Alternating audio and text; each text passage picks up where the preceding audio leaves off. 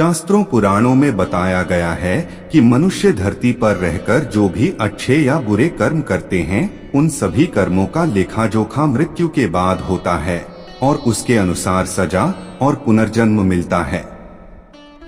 ईश्वर की दृष्टि में जो अच्छे कर्म यानी आपके काम होते हैं उसे पुण्य कहा जाता है और जो बुरे कर्म होते हैं उन्हें पाप कहा जाता है। Trending videos. पुराणों में कई अच्छे और बुरे कर्मों के बारे में बताया गया है। गरुड़ पुराण और कठोपनिषद में तो यह भी बताया गया है कि मनुष्य को अपने पाप कर्मों के कारण मृत्यु के बाद अलग अलग तरह के पापों के लिए कौन कौन सी अलग सजाएं दी जाती हैं। गरुड़ पुराण में उल्लेख मिलता है कि मनुष्य धरती पर जो कुछ भी पाप करता है उन सभी पापों की अलग अलग सजा बारी बारी से मिलती है। यम के न्याय में किसी भी पाप की सजा से बचा नहीं जा सकता है। कामी व्यक्ति के लिए ऐसी है सजा। Story of Krishna and Ashwatthama. Garuda Purana में बताया गया है कि परस्त्री पुरुष संबंध रखने वाले को लोहे के गर्म सलाखों को आलिंगन करवाया जाता है। जो पुरुष अपने गोत्र की स्त्री से संबंध बनाता है उसे नरक की यातना भोगकर लकड़बग्घा अथवा शाही के रूप में जन्म लेना पड़ता है।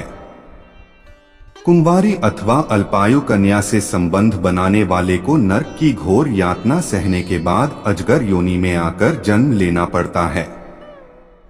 जो व्यक्ति काम भावना से पीड़ित होकर गुरु की पत्नी का मान भंग करता है ऐसा व्यक्ति वर्षों तक नरक की यातना सहने के बाद गिरगिट की योनि में जन्म लेता है।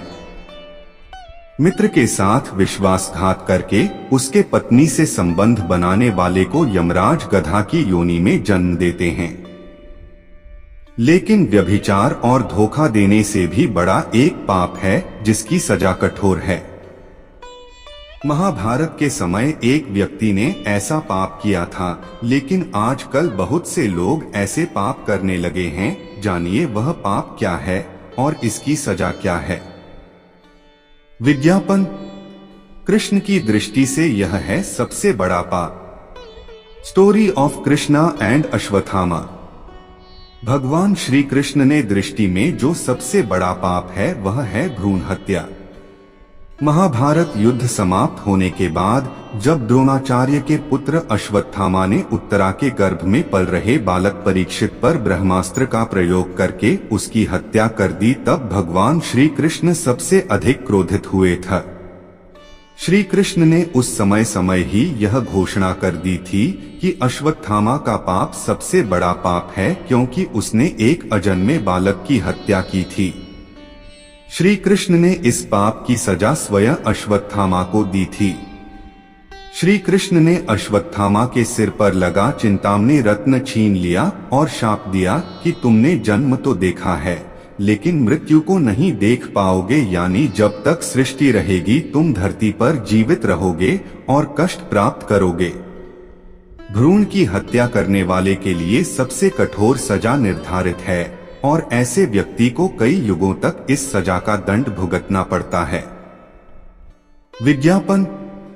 विज्ञापन ये भी पढ़ें। सड़क और संवेदना देशभक्ति का भाव जगाएंगी दिल्ली की सड़कें, मॉडल तैयार, काम शुरू। स्त्रियां वेदाधिकारिणी क्यों नहीं हैं? विश्व का सबसे बड़ा और वैज्ञानिक समय गणना तंत्र। तुम ही हो माता पिता, तुम ही हो।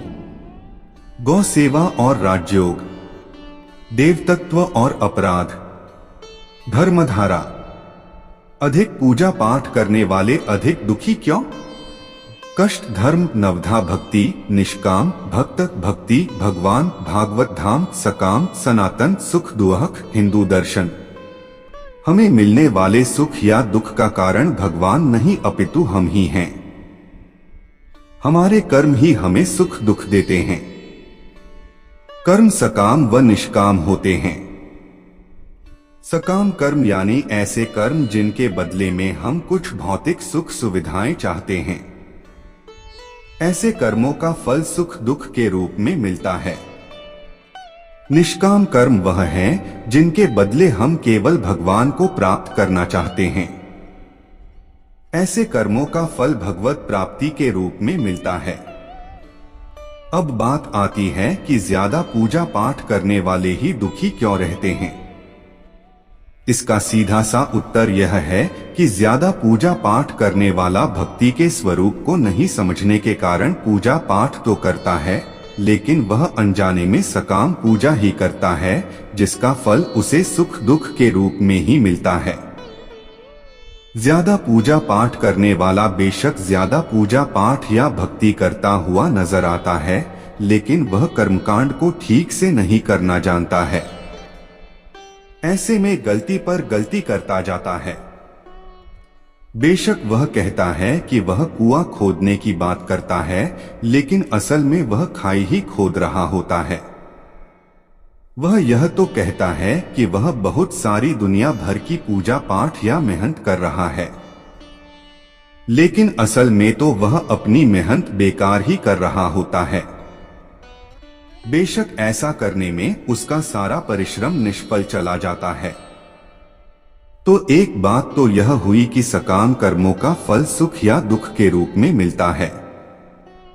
हो सकता है कि उसके पूर्व कर्मों की वजह से उसकी जिंदगी में दुख बहुत लिखे हों और पूजा पाठ से बेशक कम हुए हों, लेकिन फिर भी आप यही सोच रहे हो कि भगवान हमें इतनी पूजा पाठ के बाद भी दुख ही दे रहे हों। और दूसरी बात यह है कि आप गलत तरीके से या बिना विधि विधान के जाने ही पूजा पाठ कर रहे हो।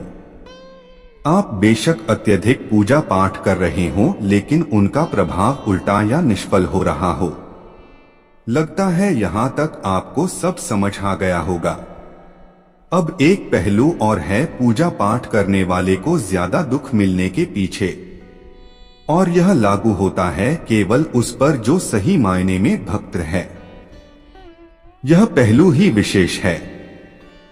इसलिए इसके लिए आप एक बार फिर से यह जान लीजिए कि भक्ति क्या है और भक्त कौन है। संध्या वंदन, योग, ध्यान, तंत्र, ज्ञान, कर्म के जैसे ही भक्ति भी मुक्ति का एक मार्ग है। भक्ति भी कई प्रकार की होती है। इसमें श्रवण, भजन, कीर्तन, नाम जपस्मरण, मंत्र जप, पाद सेवन, अर्चन, वंदन, दास्य, सख्य, पूजा, आरती, प्रार्थना, सत्संग आदि शामिल हैं। इसे नवधा भक्ति कहते हैं। अब आपको बताता हूं भगवद गीता में उल्लेखित 4 तरह के भक्तों के बारे में।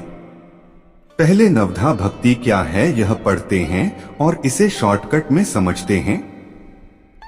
अब बात करते हैं 4 प्रकार के भक्तों के बारे में।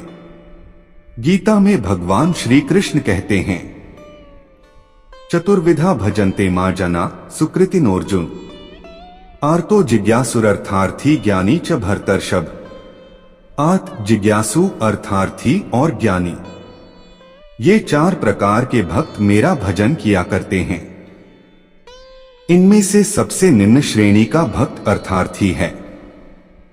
आर्त भक्त वह है जो शारीरिक कष्ट आ जाने पर या धन वैभव नष्ट होने पर अपना दुख दूर करने के लिए भगवान को पुकारता है। यही दुखी ज्यादा रहता है और भगवान को दोष देता है कि मैं तो इतना सारा पूजा पाठ करता हूं, लेकिन फिर भी मुझे इतना दुख। इसकी एक वजह उसका प्रारब्ध भी होता है। जिज्ञासु भक्त अपने शरीर के पोषण के लिए नहीं, वरन संसार को अनित्य जानकर भगवान का तत्व जानने और उन्हें पाने के लिए भजन करता है। यह भक्त भी भगवान से कुछ चाहता है, क्योंकि जिज्ञासा भी तो किसी चीज को चाहना ही है। अर्थार्थी भक्त वह है जो भोग, ऐश्वर्य और सुख प्राप्त करने के लिए भगवान का भजन करता है। उसके लिए भोग पदार्थ व धन मुख्य होता है और भगवान का भजन गौण। यह भक्त भी सुख दुख पाता है, क्योंकि इसका उद्देश्य भी सकाम कर्म है और सकाम कर्म का फल सुख दुख के रूप में मिलता है।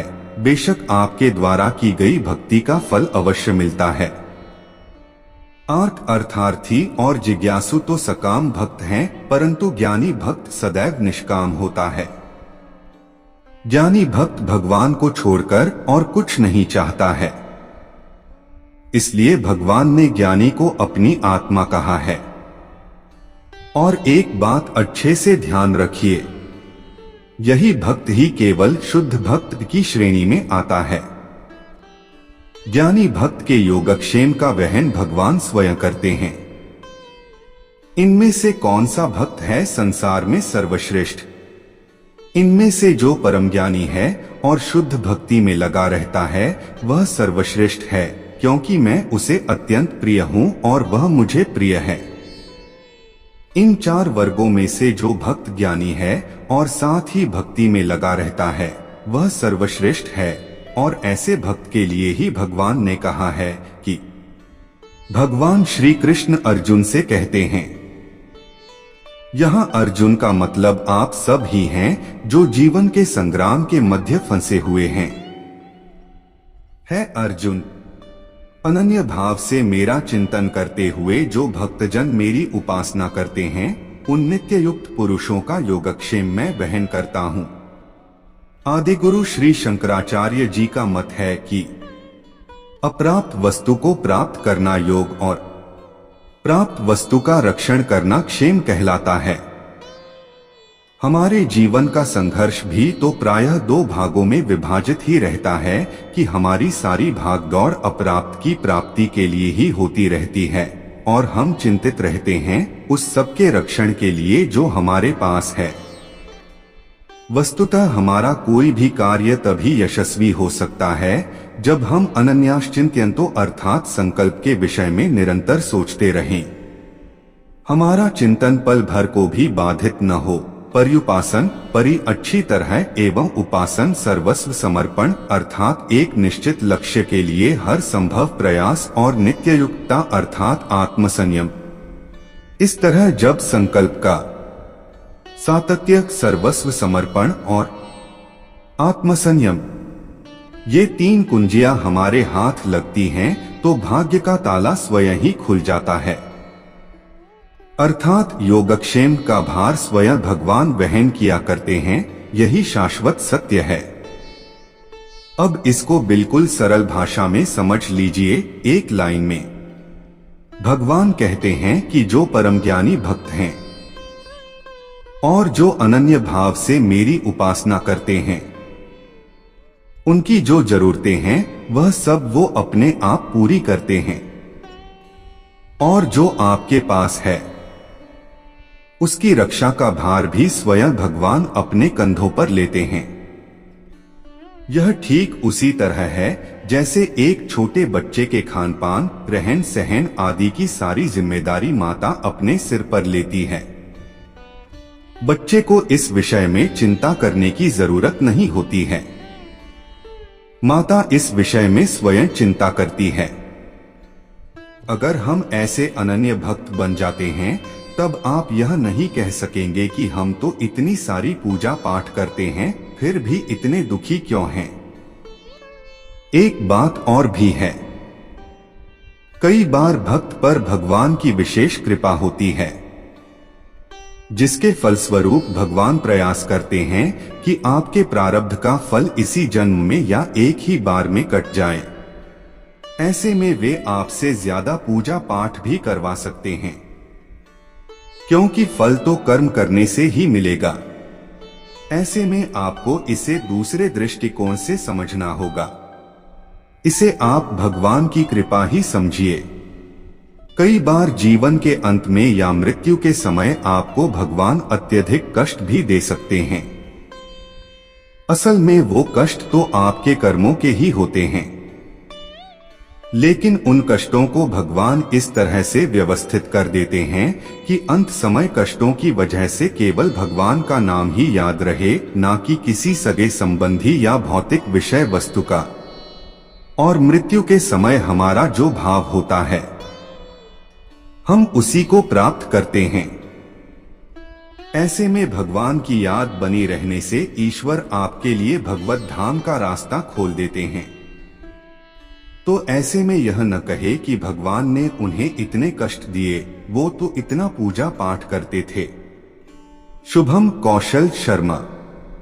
बहुत सुंदर जानकारी दी है प्रभु आपने। बहुत दिनों से इसका उत्तर जानना चाह रहा था, आज उत्तर मिल गया।